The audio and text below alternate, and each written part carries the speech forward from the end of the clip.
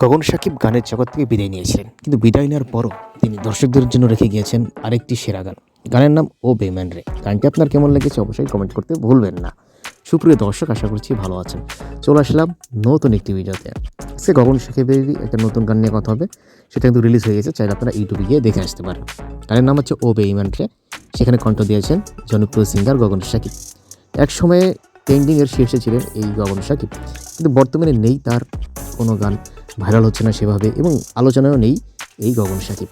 তবে কেন তিনি এমনটা হয়েছে?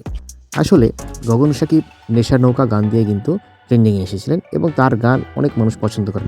এখনও শোনা যায় যে অনেক মানুষ এর পছন্দের কারণ গগন শাকিব, কিন্তু অনেক মানুষ গগন শাকিবের গান পছন্দ করলেও তার গানে নেই সেই আগের মতো ভিউজ, আগের মতো সেই ভিউটা আর তার নতুন গানে নেই। যেমন নতুন একটা গান রিলিজ হয়েছে ও বেইমান রে, গানে কিন্তু তেমন একটা ভিউজ নেই। যাই হোক, সেখানেও কিন্তু যে কটা ভিউজ ছিল বা গান কিন্তু 1 লাখেরও লাখো মানুষ দেখে ফেলেছে অলরেডি।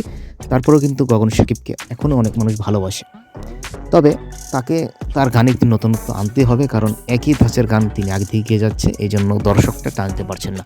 যাক, আপনার কি মতামত যে গগন শাকিব নতুনভাবে কি গানের জগতে এসে উন্নতি করতে পারবে? কমেন্টে জানাবেন।